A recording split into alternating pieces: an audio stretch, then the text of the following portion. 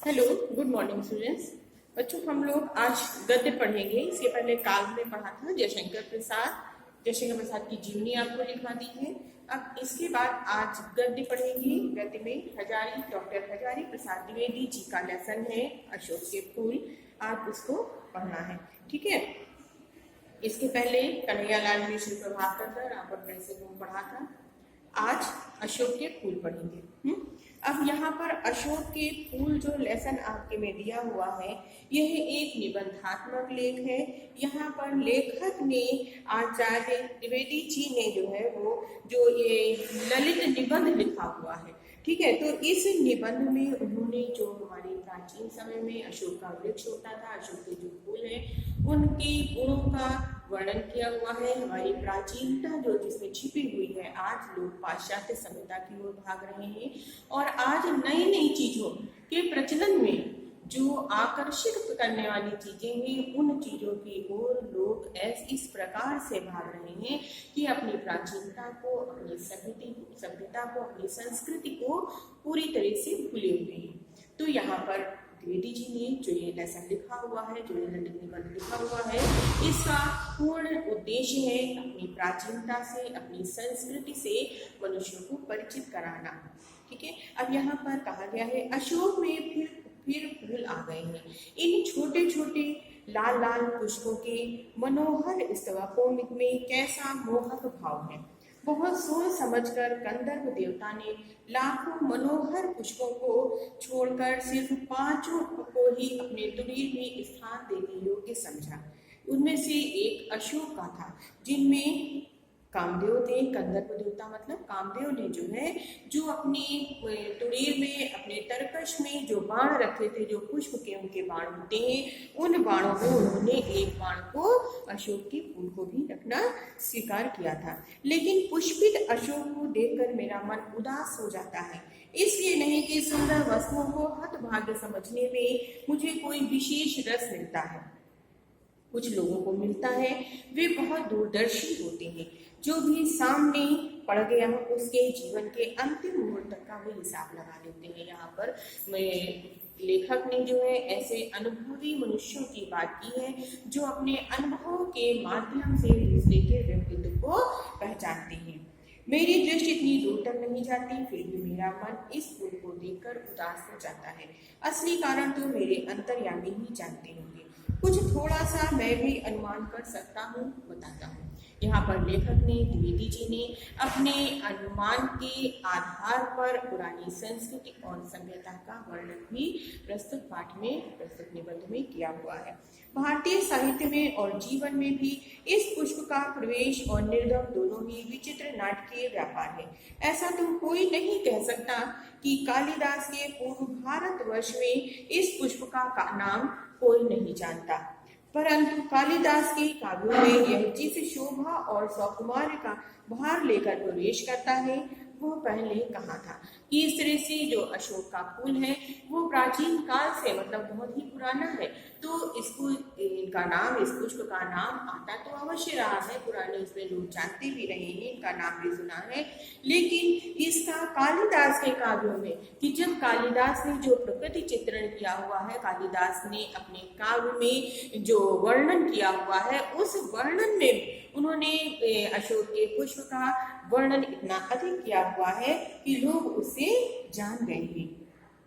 उस प्रवेश में नववधु के गृह प्रवेश की भांति शोभा है, गरिमा है, पवित्रता है और सुकुमारता है। कि उस समय जो है, जो भी था वो सामने था, बनावटी नहीं था और लोगों को आकर्षित करने के लिए उसमें कोई दिखावा नहीं होता था। तो जो प्राकृतिक सुंदरता है वही दिखाई देती थी।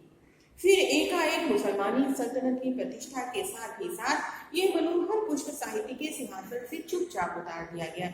और उसके बाद जब समय बदला, जब कालिदास ने अपने काव्यों में रचना की, तो उन्होंने अशोक के फूल को स्थान दिया, उसका अपने काव्य में वर्णन किया, क्योंकि उस समय वो भारतीयता पर चल रहे थे, भारतीय संस्कृति का वर्णन कर रहे थे, हमारी पुरानी चीजों का वर्णन इसमें कर रहे थे।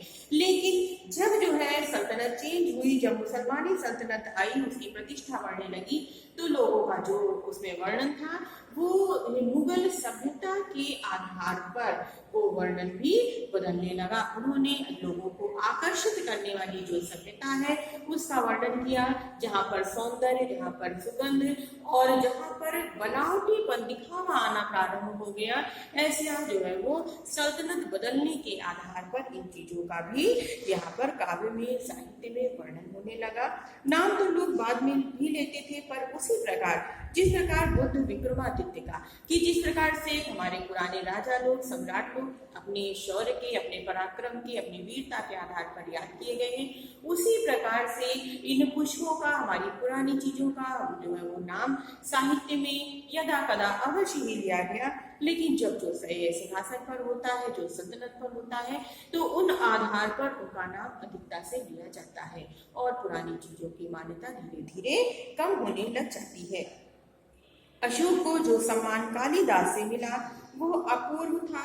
सुंदरियों के आसंजनकारी नूपुर वाले चरणों के मृदु आभास से वो फलता था, फूलता था, कोमल कपोलों पर कर्णावतंस के रूप में झूलता था और चंचल नील अल्पों की अचंचल शोभा को 100 गुना बढ़ा देता था। यहाँ पर लेखक ने कहा हुआ है कि कालिदास के समय में अशोक के पुष्प को, अशोक के फूल को जो सम्मान मिलता था वो अपूर्व था, उसका वर्णन नहीं किया जा सकता है। इस प्रकार से उन्होंने, कालिदास ने अपने साहित्य में अशोक के पुष्प को सुंदरता के रूप में भी प्रयोग किया। उन्होंने उसका प्रयोग जो है वो सुंदरियों की आभूषण के रूप में भी किया। हर सुंदर चीज को सजाने का चंचल नील अल्पों की अचंचल शोभा को 100 गुना बढ़ा देता था। इस प्रकार से उन्होंने सुंदर नेत्रों से भी उसका वर्णन किया। इस प्रकार से उन्होंने अशोक के पुष्प को एक महत्वपूर्ण स्थान दिला दिया था। वो महादेव के मन में क्षोभ पैदा करता था, मर्यादा पुरुषोत्तम के चित्त में सीता का भ्रम पैदा करता था और मनोजन्मा देवता के एक इशारे पर कंधों पर से भी फूट टूटता था। इस प्रकार से भगवान शंकर जी को भी चढ़ाया गया, शिव जी ने को अर्पण किया गया, रामचंद्र जी ने भी जो है उनको अर्पण किया, उसका पूजा की और इस प्रकार से वो पुष्प देवी देवताओं पे भी चढ़ाया जाने के लिए प्रयोग किया जाने लगा था। और कामदेव ने उसे अपने तरकश में रख करके उसको बाण के रूप में भी उसका प्रयोग किया। अशोक किस कुशल अभिनेता के समान झंग से रंगमंच पर आता है और दर्शकों को अभिभूत करके खप से निकल जाता है। बच्चों, यहाँ पर लेखक कह रहे हैं, द्विवेदी जी कह रहे हैं कि जिस प्रकार से हम कोई नाटक देख रहे होते हैं, कोई अभिनय देख रहे होते हैं और किसी का जो है वो पदार्पण अचानक होता है और उसकी बहुत ज्यादा तारीफ होती है, प्रशंसा होती है और कुछ समय बाद धीरे धीरे जो है उसका समय बीतने लगता है और उसकी जगह दूसरा व्यक्ति जो है वो अपने स्थान ले लेता है, दूसरे का नाम होने लगता है और धीरे धीरे उसका नाम मध्यम पड़ने लगता है, कम पड़ने लगता है। उसी प्रकार से अशोक का फूल जब कालिदास ने अपने साहित्य में, अपने काव्य में उसका वर्णन प्रारंभ किया तो बहुत अधिक प्रशंसा के योग्य रहा, बहुत अधिक ऊंचे स्थान को प्राप्त करता रहा। लेकिन जैसे ही शासक बदले, सल्तनत बदली और वैसे ही तुरंत ही जो है वो जो दूसरी चीजें थी उन लोगों को आकर्षित करने वाली तरह तरह के गुलाब, तरह तरह के पुष्प, उनका प्रयोग किया जाने लगा और इस तरह से ये जो हमारा पुराना या हमारी संस्कृति से, हमारी सभ्यता से युक्त हमारा जो अशोक का फूल था उसका धीरे धीरे स्थान फीका पड़ने लगा। क्यों ऐसा हुआ? कंदर्प देवता के अन्य बाणों की कदर तो आज भी कवियों की दुनिया में ज्यों की त्यों है। अरविंद को किसने बुलाया, आम कहाँ छोड़ा गया और नीलोत्पल की माया को कौन काट सका, कि इस तरह से दुनिया जो है वो जहाँ की तहाँ है, कोई आता है कोई जाता है, लेकिन जो है वो हमेशा रहता है, प्रकृति की चीजें रहती है। अरविंद को, कमल को कोई नहीं भुला पाया। जो कमल सौंदर्य का प्रतीक था वही कमल आज भी सौंदर्य का प्रतीक है। जो बनावटी, लुभावने वाली चीजें हैं, आकर्षित करने वाली चीजें हैं, वो कुछ समय तक ही रहती हैं। प्राकृतिक सुंदरता जो है वो सदैव विद्यमान रहती है। आम जो फलों का राजा कहा जाता है, उस आम का महत्व पहले भी था और आज भी है।